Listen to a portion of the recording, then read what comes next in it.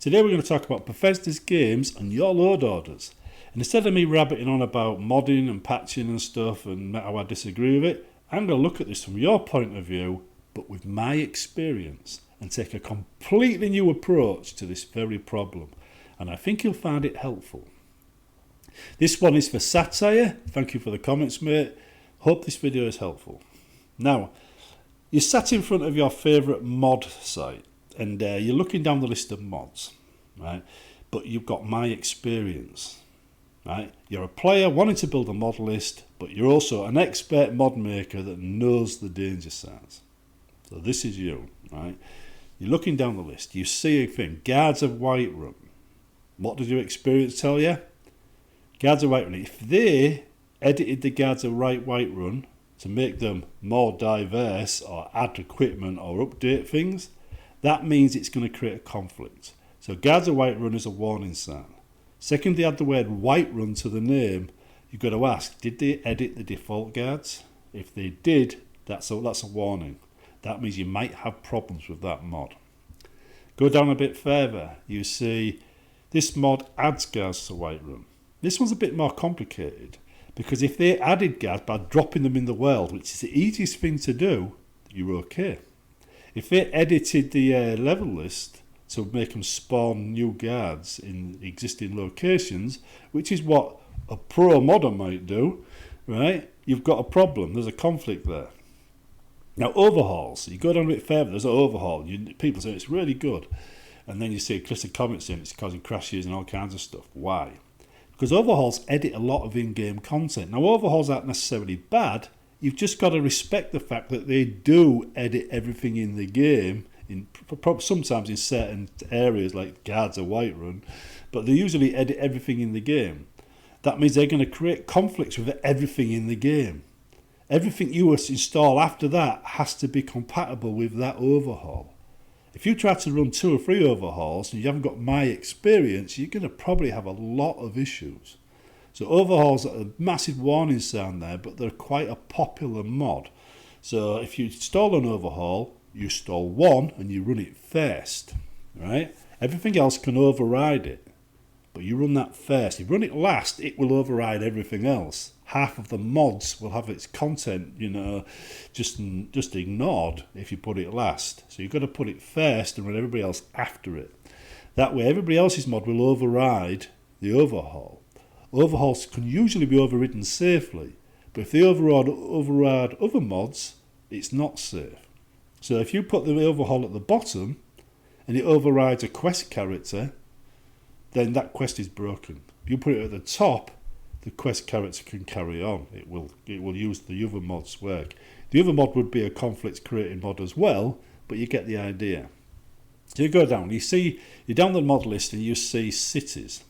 Oh great, a city overhaul. Bang. Stop. Again, that's going to edit in-game content. It's going to create a conflict. You need to know more about it. Generally, city overhauls, if they don't make too many drastic changes to the streets, they're alright. If it's just cosmetic, it tends to be alright. Basically, the kind of city mods you're looking for are the ones that add extra things to buildings without changing the streets or anything in the street. So the cart that has hay in it might have a few more buckets around the outside. The buildings might have signs and flowers on them. Maybe the graphics have been updated, but they haven't changed the street layout. This is what you're looking for when you're looking for, a city mod. Says I've made city mods myself, and none of them create conflicts because I stuck to that rule. So when you're looking for a city overhaul, that's the golden rule right there. Now you've got magic mods.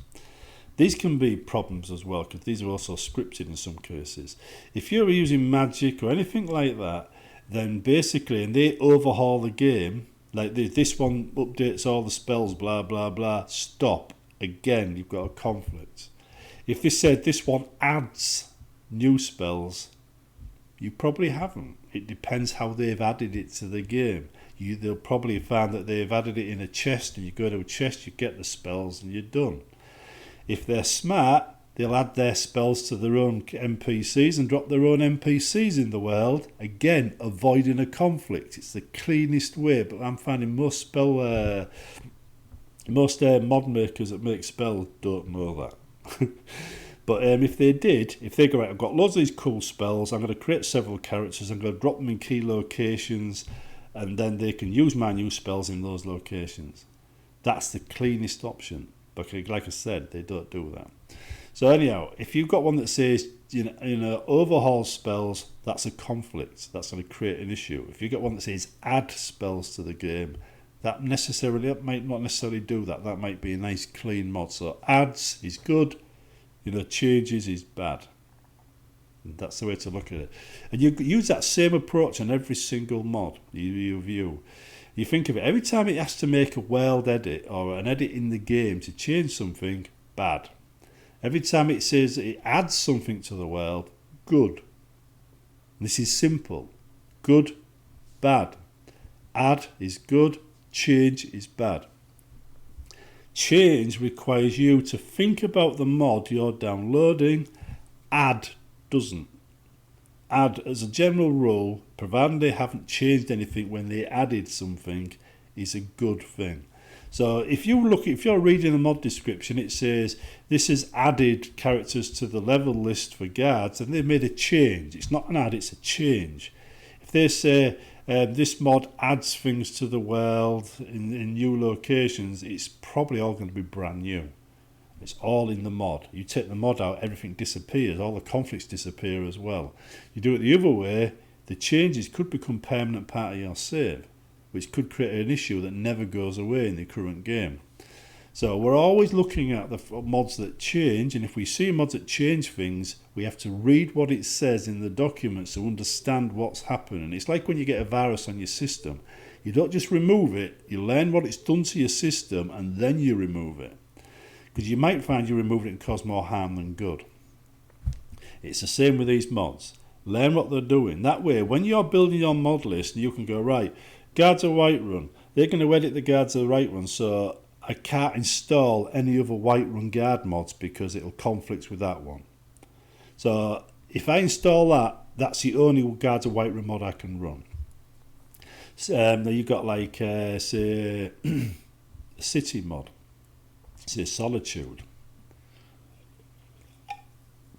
This mod overhauls Solitude. Great. Now I can't run any other mod that overhauls Solitude because it will conflict with that one. So if I choose that mod, that's the only mod I'm allowed to run that will overhaul Solitude. Then you're going to ask, does it follow the tips I supplied?